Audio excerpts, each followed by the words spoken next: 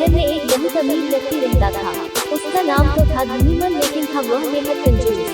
उसका कहना था कि अगर आप अपना पैसा अपने पास रखेंगे तो सबको पता चल जाएगा कि आपके पास बहुत पैसे हैं।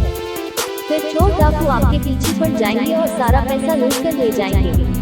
इसलिए वह अपना सारा पैसा छुपाकर रखता था और खुद एक बहुत गरीब व्यक्ति के समान रहता था। पाबंद लगे कपड़े, घिसी हुई जूते, रूखा सूखा खाना, ये सब देखकर लोग उसे भिखारी समझते थे। जिनको पता था कि वह धनवान है, वे उसे कंजूस कहकर बुलाते थे। एक दिन धनीमन को अपनी संपत्ति को चोरों से बचाने का एक बहुत बढ़िया उपाय समझ में आया। उसने सारे पैसों से बहुत सा सोना खरीद लिया और फिर सारे सोने को पिघलाकर उसका एक बड़ा सा गोला बना लिया। उसने शहर के बाहर जाकर एक पुराने घर के पास एक गड्ढा खोदा और सोने का वह गोला उसमें डालकर गड्ढा बंद कर दिया। वह अब निश्चिंत था।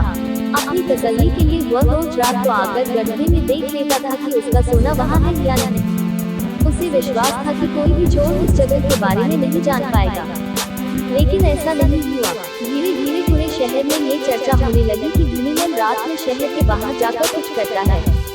एक रात जब उसने गड्ढा खोदकर देखा तो सोना वहाँ से गायब था। उसे गहरा सदमा लगा और वह चीख कर रोने लगा। उसकी रोने की आवाज सुनकर बहुत से लोग वहाँ आ गए। धनीमन रो रो कर अपना दुख बताने लगा।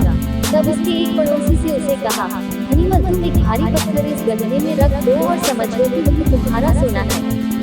ये सुनकर धनीमन को बहुत गुस्सा आया। तुम मेरे सोने को पत्थर जैसे बता रहे हो। वह बोला, देखो धनीमन, वह सोना तुम कभी इस्तेमाल तो करते नहीं थे। एक पत्थर की तरह यहाँ उसे दबाकर रख दिया था, तो फिर यहाँ सोना हो या पत्थर क्या फर्क पड़ता है। उसका पड़ोसी बोला, बात तो ठीक ही थी। धनीमन ने बहुमूल्य सोने को पत्थर के समान मूल्यहीन बना दिया था। उसके बाद धनीमन ने मेहनत करके फिर पैसे कमाए, लेकिन अब वो कंजूस नहीं रहा था। अपने पैसे को वह अपने ऊपर और दूसरे लोगों की सहायता के लिए खर्च करता था।